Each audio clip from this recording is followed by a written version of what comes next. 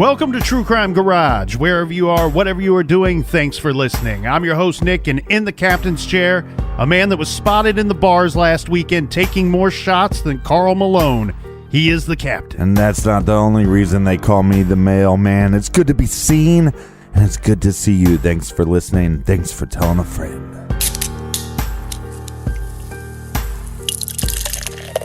Tonight we are drinking The Truth by Flying Dog Brewery in beautiful Frederick, Maryland. Garage grade 5 out of 5 bottle caps. This is a very popular IPA and a favorite of the X-Files fans, but this is also a very popular brewery, and both are popular for a very good reason.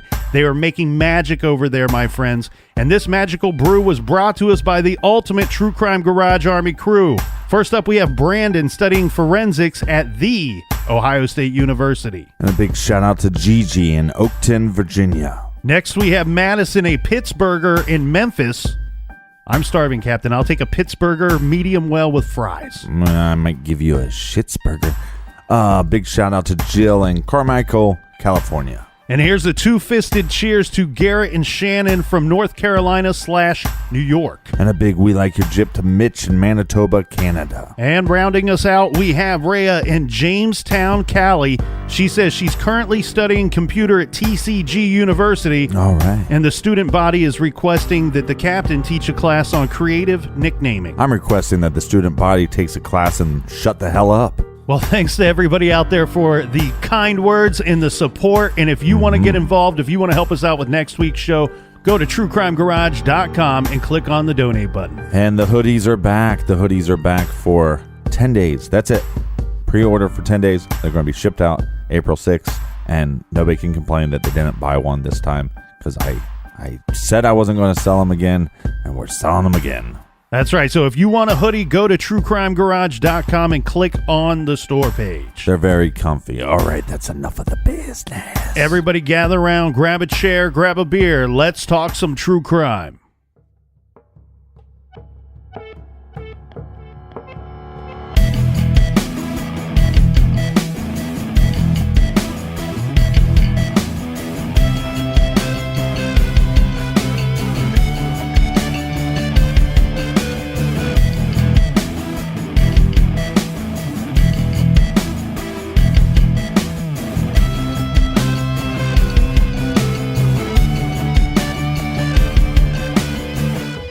There were lots of people around at the time that a terrible crime happened inside the LuluLemon store on Bethesda Avenue Friday night.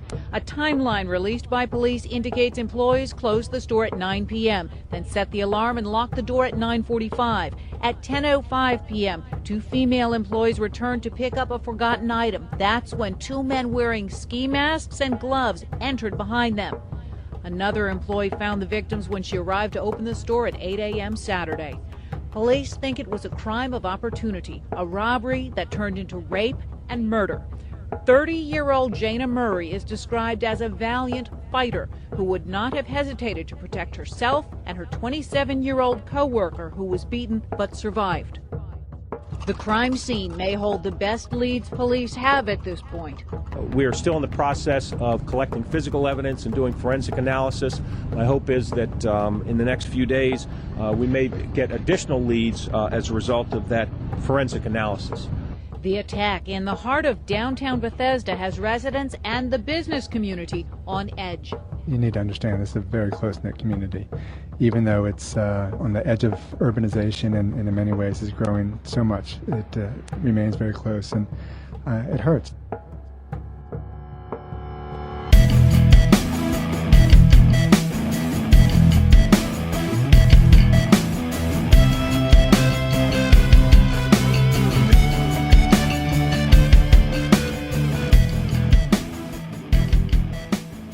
Detectives were collecting evidence from the LuluLemon store from a robbery that resulted in the sexual assault of 2 young women and the murder of 1. Now, the forensics that they're finding at the store here, Captain, they have the surviving victim, the surviving witness, who told them, and we went through that pretty detailed in yesterday's show, how this attack went down. The issue here is the detectives are starting to find things at the store that are not necessarily lining up with the surviving victim's story and the account of these attacks and murder. Well, so Detective Dimitri is coming up with some theories, thinking that maybe there was 2 suspects that came in that knew Brittany, and maybe she just knew them, or maybe she was in on this. But let's go through a couple items that don't make much sense. Well, one item, Captain, that's not going to play towards this new theory of an inside job and 2 guys coming in to carry out this attack is that detectives found only 2 sets of bloody shoe prints in the LuluLemon store. Now, 1 set of these bloody shoe prints belonged to Brittany. Right. The other came from a size 14 men's shoe, Reebok tennis shoe. Mm-hmm. Well, that shoe was found in the LuluLemon store. Yeah, and it was cleaned off. Yeah, so the way that this works is we have bloody footprints over portions of the floor of this store. Now, it was so obvious to the detectives that they found 1 set of men's shoes in the store. It was Reebok size 14 tennis shoe. Mm-hmm. They said that the pattern was unique enough on the bottom of this tennis shoe that it was obvious you could look at this shoe and know that created the print that you're seeing on the floor below you.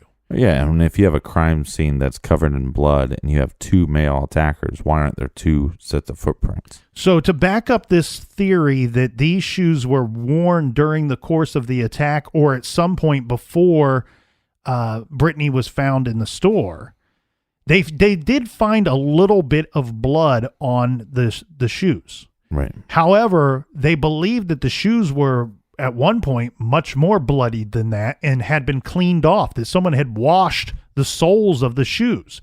And evidence pointing to that was that they had bloody footprints, bloody shoe prints from that size 14 that led up to a sink. And I believe it was the bathroom sink, that you could see the bloody shoe prints walking up to that sink, and then they never leave that sink. Well, right, and they never leave the store. Yeah. So it's almost like somebody took them off at the sink, washed them, and then put them away. And so if we have 2 guys that came into this store, whether Brittany knew them or not, now you're talking about, for some reason, they removed their shoes and put on different shoes.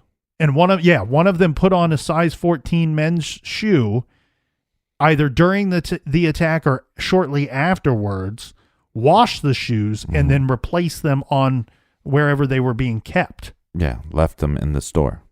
But these idiot attackers, too, attacked their victims with 8 to 10 objects that were found in the store, and they left all 8 to 10 objects. Mm-hmm.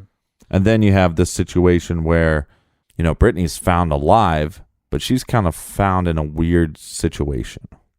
Yeah, so she is, like we had said, she's bound like zip ties. Somebody had used zip ties to bind her ankles together and then her wrists together. Right. Now, when she's found lying on the bathroom floor and her arms are above her head. Yeah. So let's think about this for a minute. This means that her arms are not behind her back. Mm-hmm. She's bound with her hands in front of her. Now, one question that I found, and I found this very interesting because this kind of kicked everything off for me, was one reporter that was reporting on this story on Saturday when they were found, stated in their report, it's unclear why the surviving victim did not call for help or did not leave the store. The thought that this reporter had at the time was that possibly Brittany was unconscious, that she had been knocked out during this attack. Well, normally these stores are set up in a way where you have your front entrance and those are nice and posh and they look nice for the customers. But then you normally have like a back alleyway where you would have a dumpster and stuff like that. And normally those back doors, if you push against them and you open them, especially when the alarm is on, that the alarm would go off. Mm-hmm. So these attackers attack both of you. Your coworker's dead.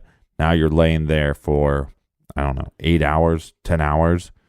and you could push yourself up by your hands, even though you're bound with your hands in front of you. She could have got to the point where maybe she couldn't have made a phone call, but she could at least push that door open.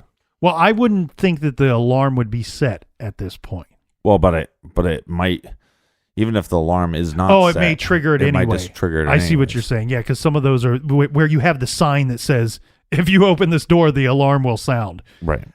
Yeah, I see what you're saying. She could have, given her injuries, she could have very likely have, I don't know if she would have been able to flee out the front door, let's say, being tied like that and injured.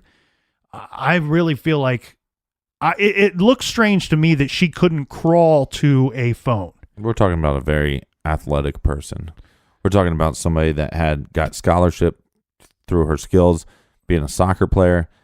We know that her wounds are not super deep or life-threatening. We also know that she was a couple weeks away from becoming a trainer.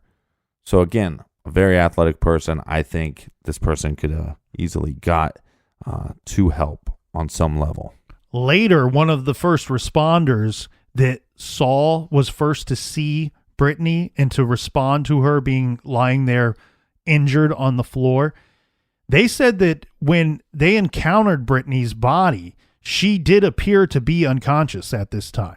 Okay. But when this first responder knelt down to tend to her, when they touched her, she flinched in a manner that made the first responder believe that she might have just been lying there with her eyes closed, that she was not, in fact, unconscious. The other problem, too, is we have the car scenario. Yeah, we talked about Jana's car was found about 3 blocks away from the LuluLemon store. We have Brittany's vehicle that is found in the parking lot where it's expected to be, right in front of the store. So how did Jana's car get from the LuluLemon store to that 3-block location? Right, and I wondered if maybe that's just where it was parked initially, but law enforcement are going to find blood inside the car.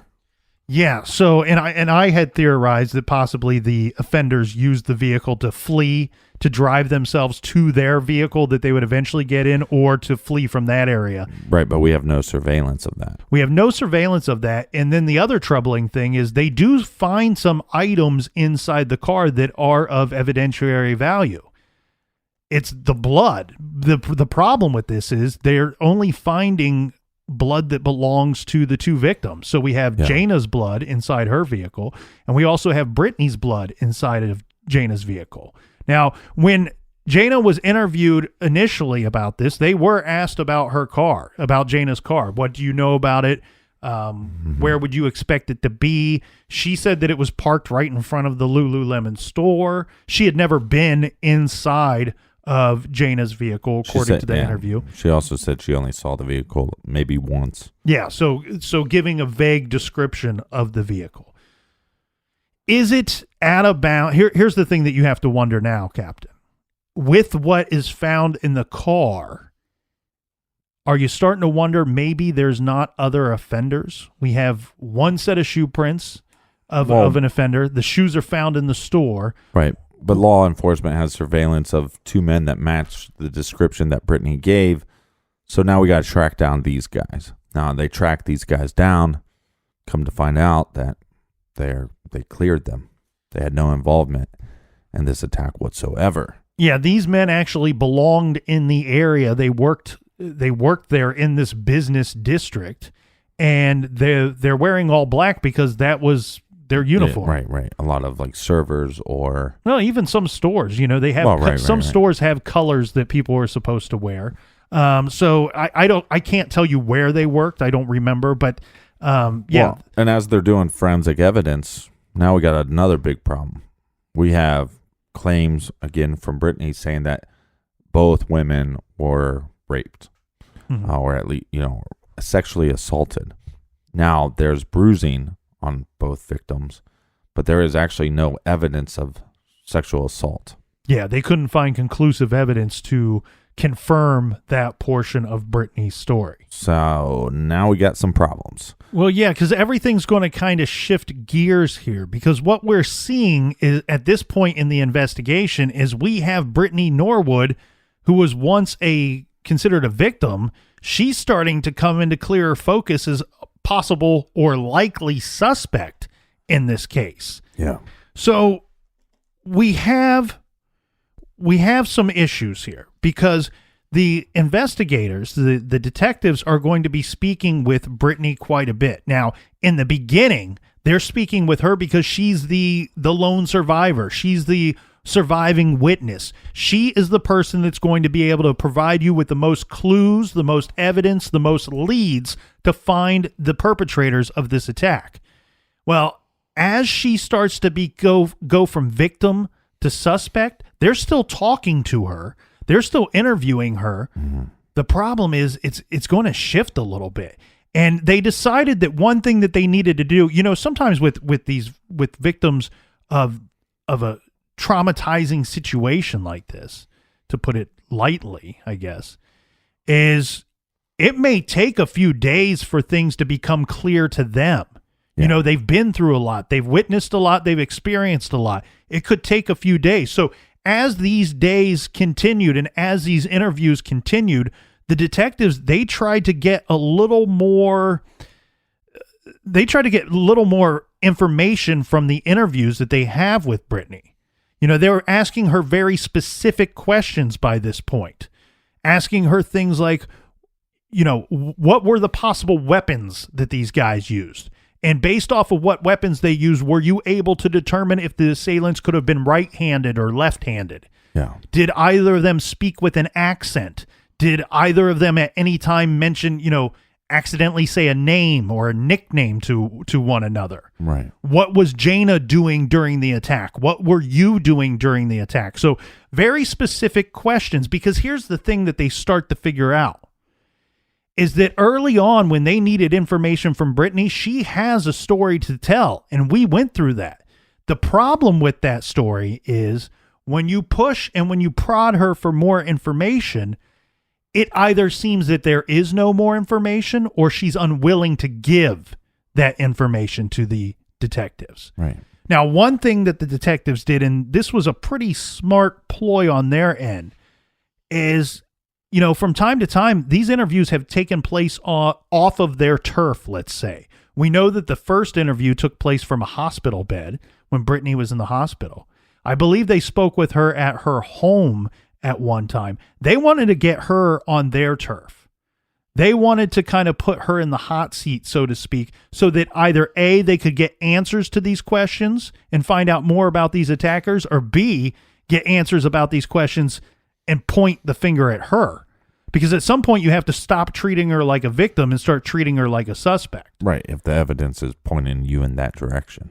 Now, what they did was they contacted her and they asked her if she would come down to the police department because they needed her to submit things like hair evidence and fingerprints, things of this nature, so that, and what they told her is that, we need to be able to compare your information to things that we're finding at the crime scene so we can rule those prints and hair out, and maybe we're able to find prints and hair of the offenders. Yeah. She does go down to the police department to speak with them and supply them with that evidence. What that leads them to is an interview that takes about an hour and a half where they're able to kind of grill her a little bit. This is when they inform Brittany that Jaina's vehicle was moved during the attack. We know that her vehicle was moved that night, and now the big problem we're having with her vehicle being moved is that your blood was found inside the car. Now, why would we find your blood inside the car? I'm sure she's probably going to give you some kind of information that maybe the blood was on the attackers, right, and they had tracked the blood into Jaina's car. Mm-hmm. Well, what do you know about Jaina's car? I think she slipped up and gave them a little more information. You had said earlier, she said, I believe I've only seen the vehicle maybe once. Right. And it looked like this. The trouble here is she gives them a little more information. They are putting her when they're talking to her, when she's sitting across the table from them, they are constantly putting her in that vehicle. And that's where the questions are going to be routed. That's what we're going to try to, the picture we're going to paint for her is we can put you in that vehicle. Now explain this away, please. Right. She leaves the police department. And some time goes by, and I believe it might actually have been a day or two goes by. But eventually her older sister contacts the police department and says, Brittany has some information that she has not told you regarding the attacks. And she would like to talk to you about this. Okay. She goes back down to the police department and she explains to the officers that it was in fact her, Brittany, that had moved Jana's vehicle. She states that the assailants instructed her to move the vehicle.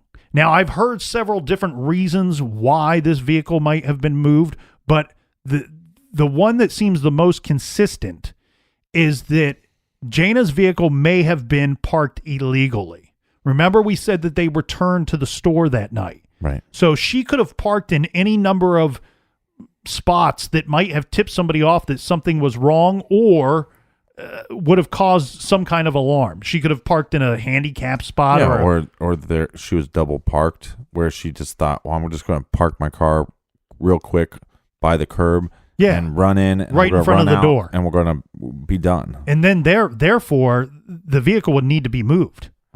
She states that the assailants wanted this vehicle moved. They instructed her to move the vehicle and then return to the LuluLemon store. Yeah, but this vehicle is moved about 3 blocks away. So one, you could have taken off and went to the cops. Yeah, I guess they had her wear like a hat or something to kind of disguise herself to move this vehicle. Make sure you're back here shortly, 10 minutes. Get your butt back here or we're going to kill you. Yeah. So here's a huge, you want to talk about poking holes in the story. Let's talk about ripping the damn thing open.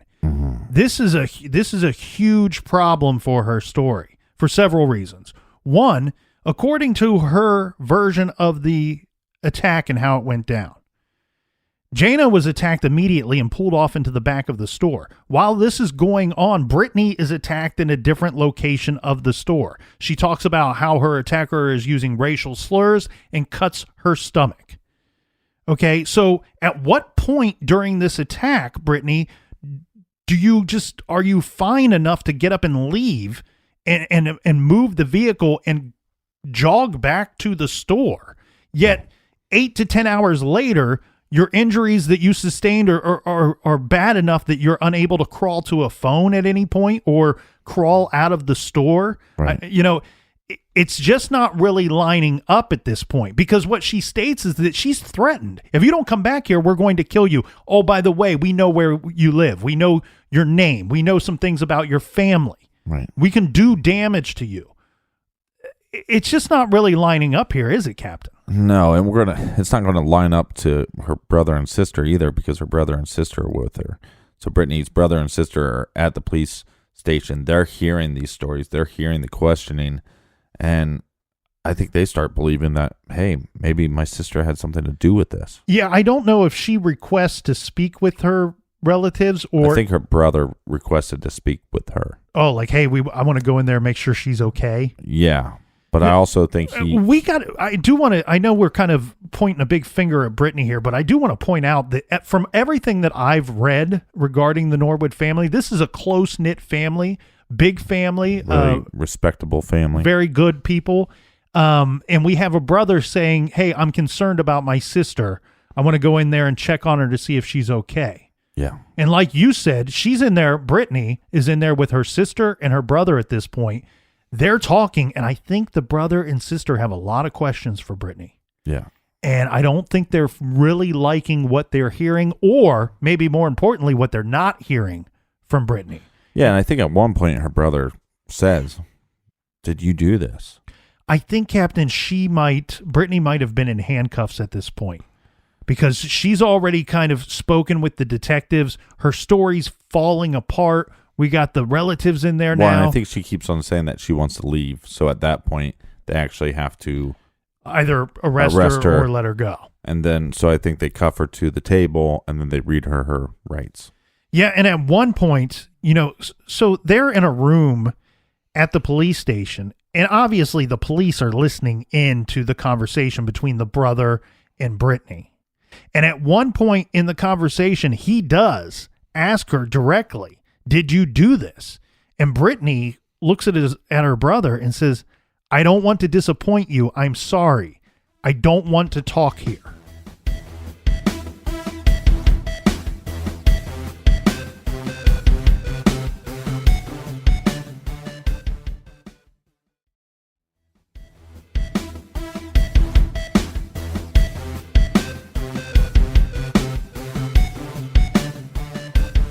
All right, we're back. The thing that we need to point out here, Captain, to make this downright clear, Is we're back. we're yes, we're back. When they have Brittany in there for questioning, Yeah. and both when the detectives are speaking with her and when her brother and sister are speaking with her, she's not at this point denying that she did anything wrong. Yeah. She's asked, "Did you do this?" Or, "We think that you moved the car because you killed her. We think that this happened. We think that that happened." And she's at this point, she's broken down, and she's not saying, "Yes, I did kill Jaina," but she's not denying it either. Yeah, I think at this point, her lies are catching up to her and she's trapped. So she is ultimately arrested. She's arrested that day, as you had said, and she's going to be charged with the first-degree murder of Jaina Murray.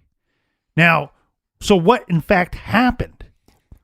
The police have a theory on this, and they're going to break it down as such: that on that Friday, the two women were working together at the LuluLemon store. Right. When it came time to close, and after they had locked the doors and finished their closing duties, well, this is a retail store, and LuluLemon, their procedure is such that each employee checks the bag of the other employee. We only have two people left in the store at this point.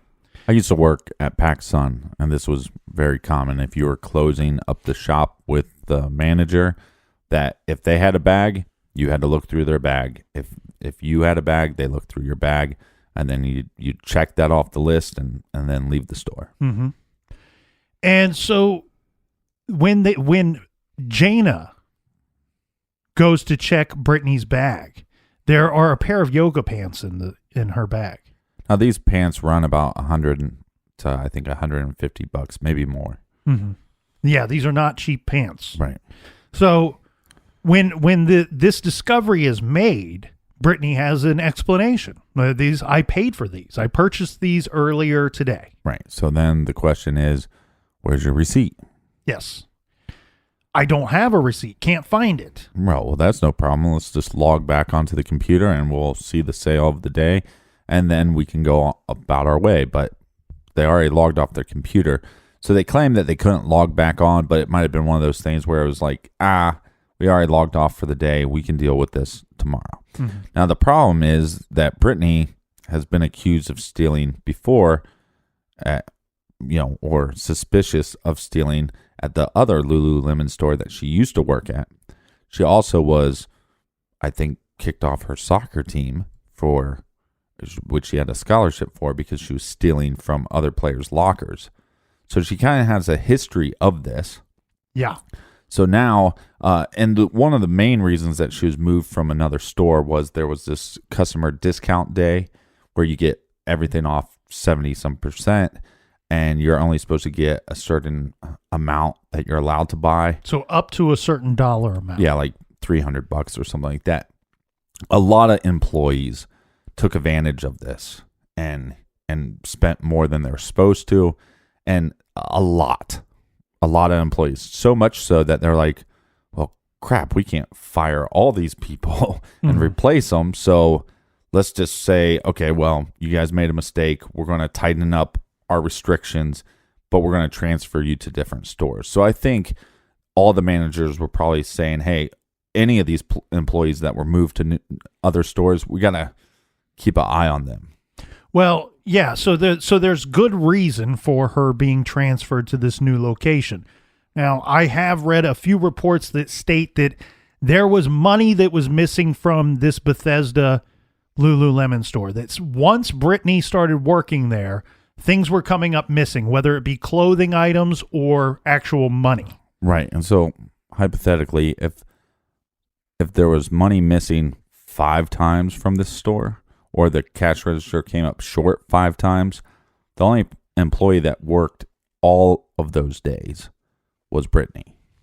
So much so that they were thinking about installing cameras on the inside of the store because they wanted to catch whoever was doing this. And like you said, Captain, they were pretty suspicious that they knew who actually was responsible. They just couldn't prove it. They didn't have any evidence of such. So on that night, these pants are discovered in her bag.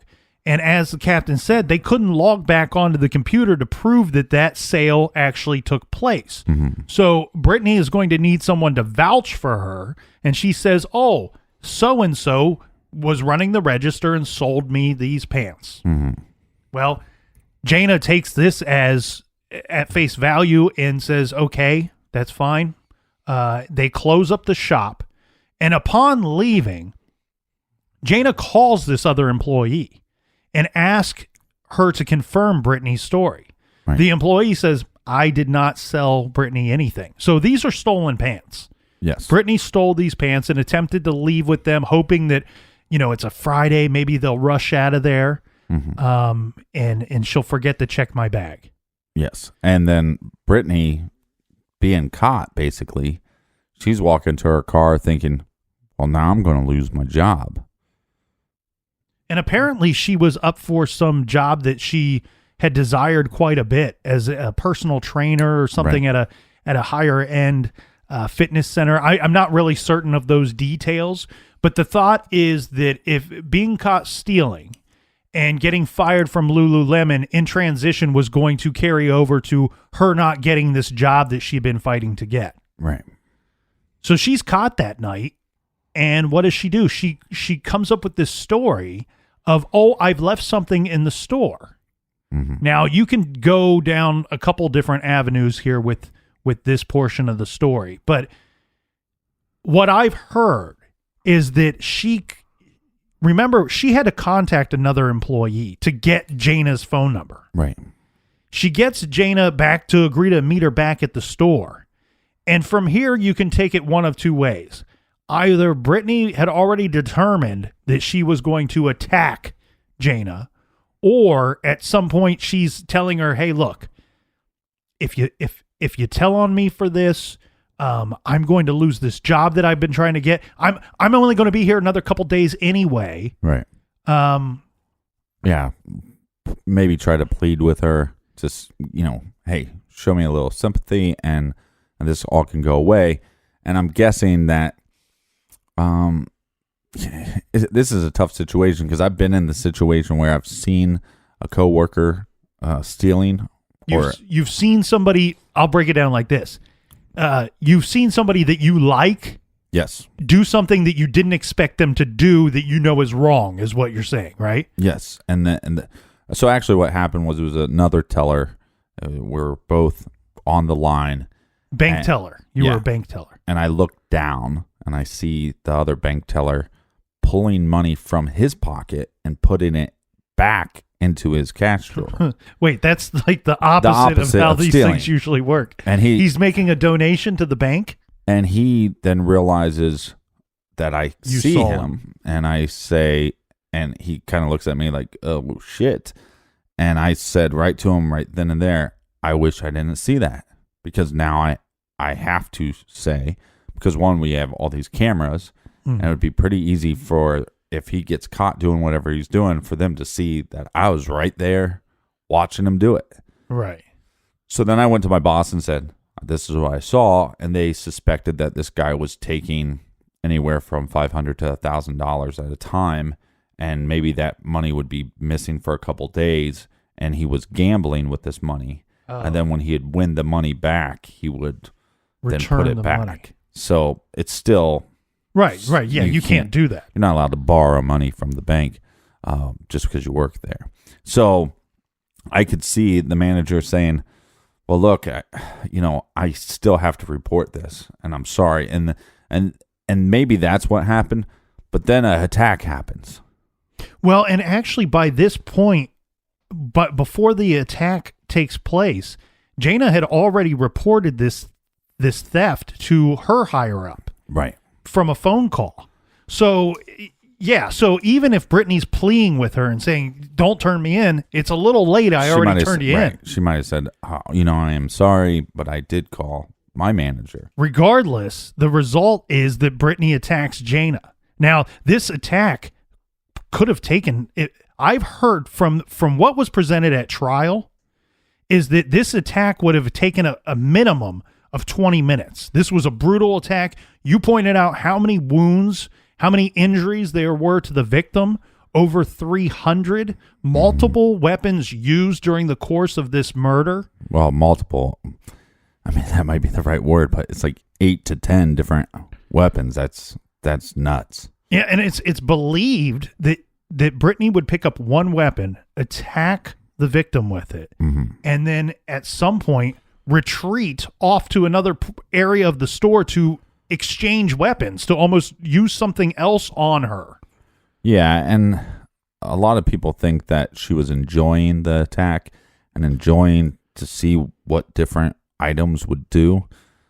I don't know if that's necessarily true. I think maybe there could have been it's possible that there was a state of panic and she's going, this is not working. Mm-hmm. At some point during the course of this attack, Jaina almost escapes. Because we would later find blood evidence to suggest that she almost made it out the back door. Right, to set that alarm, or at least flee. Yeah.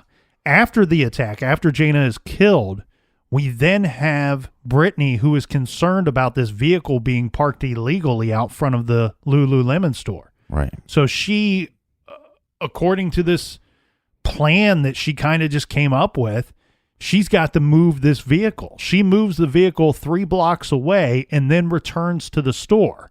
Now, I've read several reports that state that they believe, the investigators believe, that she remained inside the vehicle after moving it for an hour to an hour and a half. Almost like, holy crap, what do I do? I've got to come up with some kind of plan here. I've got to cover this thing up now. Right, and I think that's when she came up with the plan of, I can make it look like I was attacked as well. So then she goes back to the store. At some point, well, I don't want to be too gruesome, but, like we said, there was 300 and some attacks on Jaina.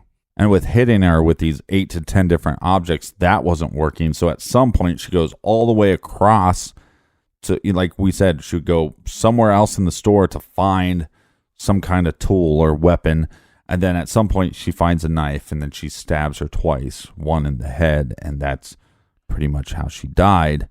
But then as she's sitting in this car and she has to come up with this plan, then she decides when she goes back that she'll have to cut Jaina's pants. So yeah, because she needs to now stage some type of sexual assault on this victim.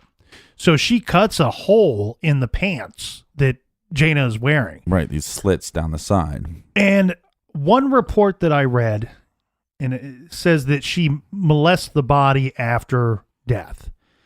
And I don't know the details of that, nor do I care to, but I imagine it's additional staging that she's doing to present the crime scene in the manner that's going to go along with the story that she's eventually going to tell the investigators. Right, and so once she does that, and that's all done, so that part of the plan is staged, then she goes and finds these shoes that were male shoes that sometimes it wasn't men using these to try on, but, women sometimes would use them because they could slip them on and off real quick while they're trying on the different pants.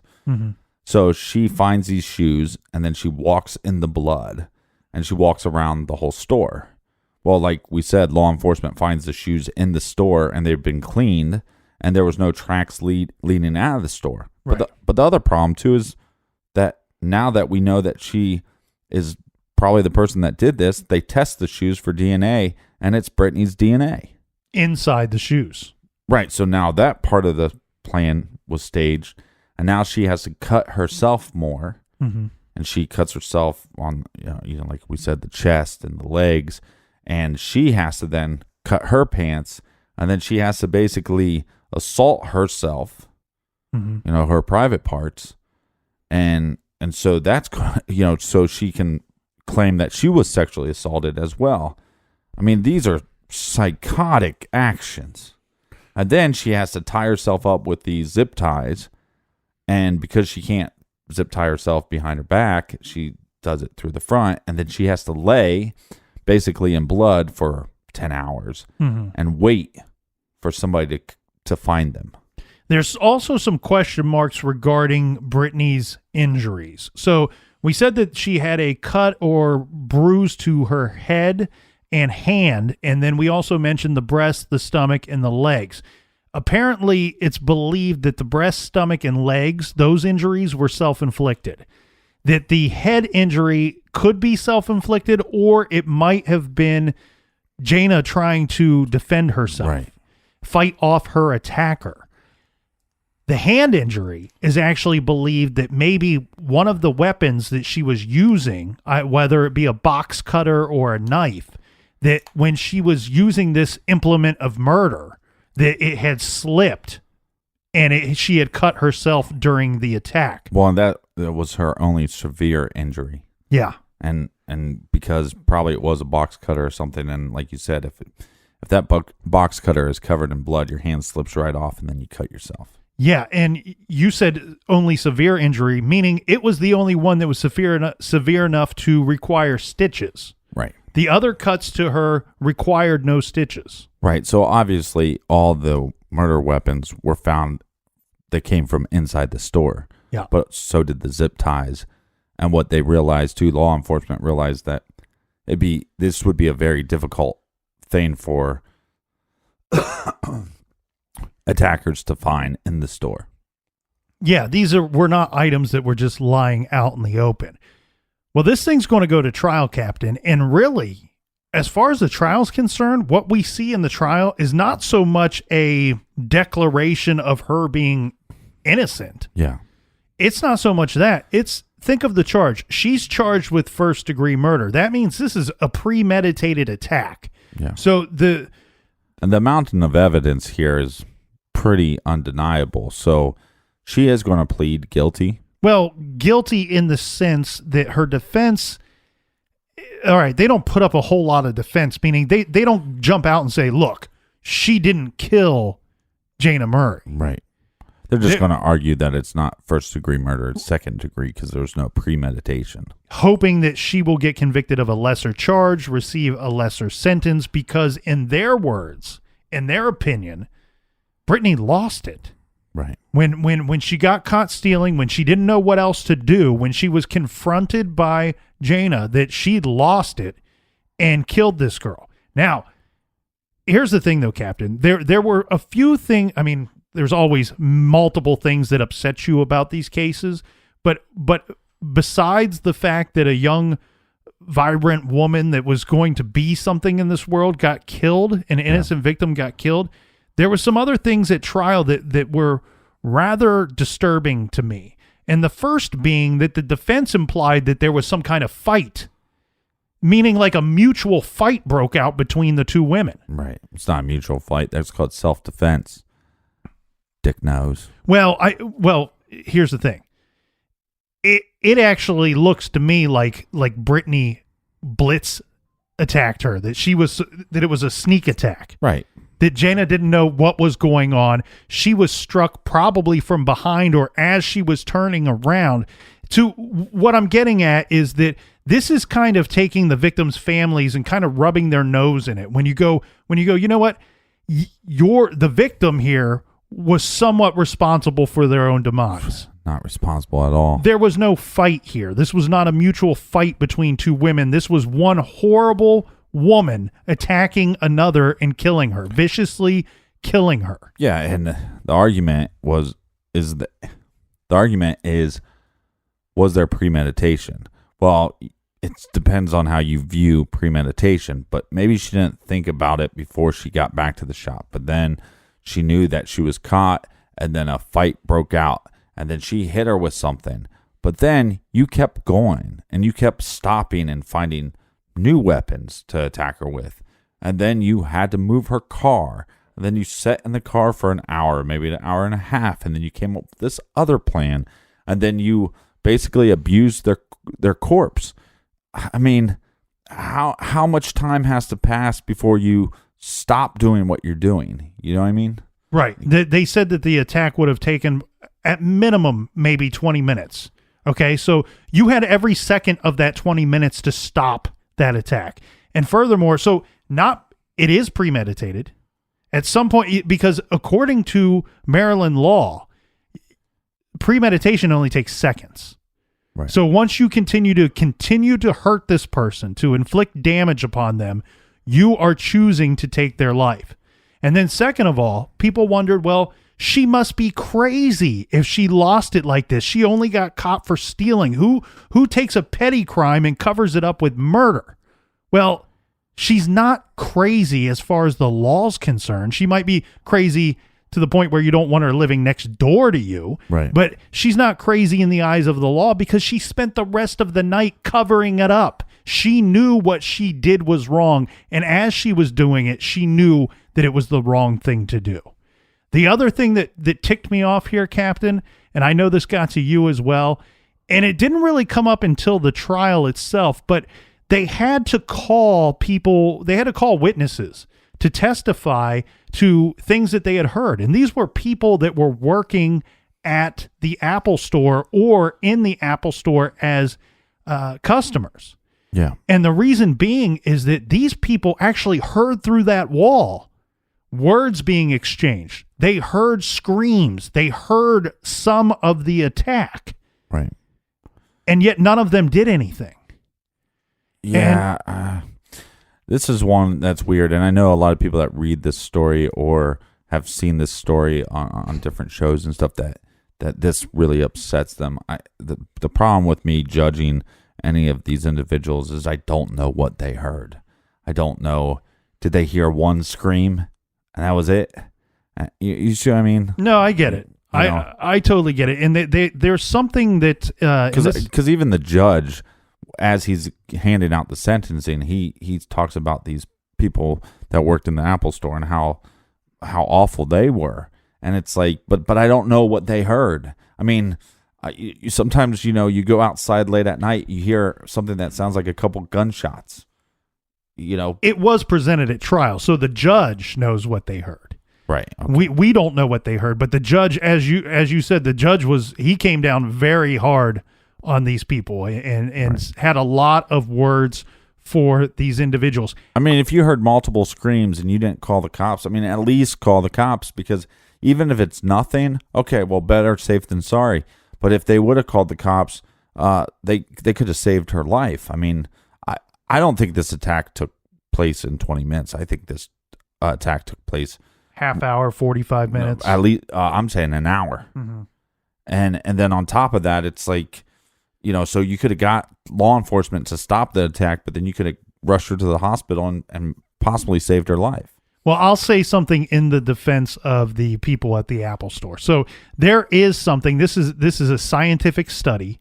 There's something called the bystander effect, which what they state during this is that when people hear possible danger, but they know that other people are around, so this right. works out in this situation here. They're in a super safe area. They're not expecting to hear or see violence when they're out that evening.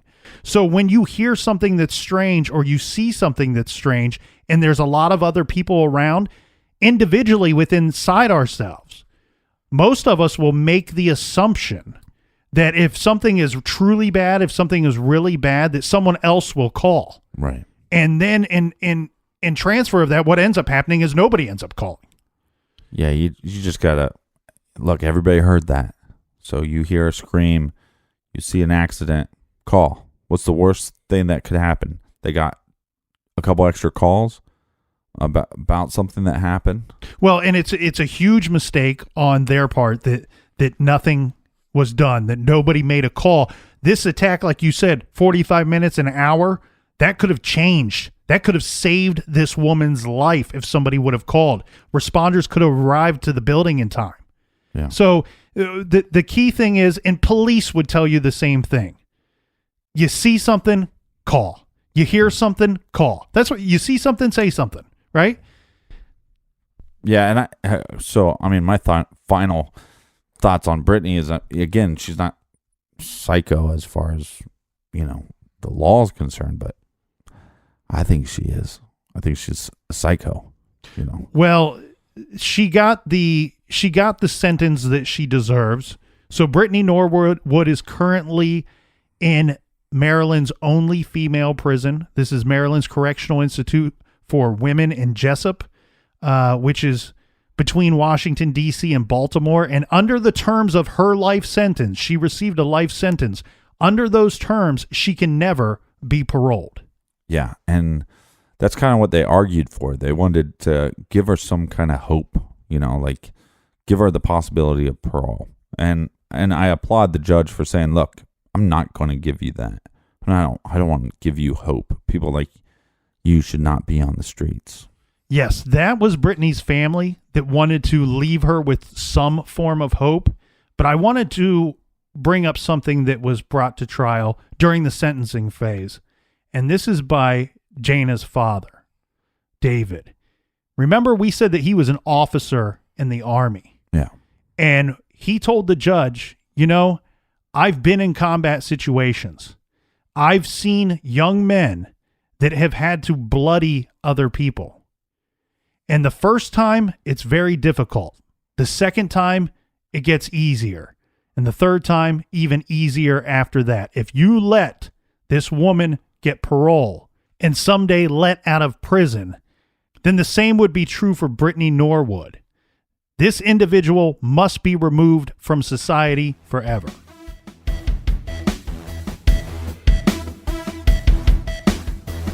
Thanks, everybody, for joining us here in the garage this week. And thanks for telling a friend. Let the TCG hoodie countdown begin, right, Captain? Yeah. Yeah, thanks for the support. Love ya. Until next time, be good, be kind, and don't litter.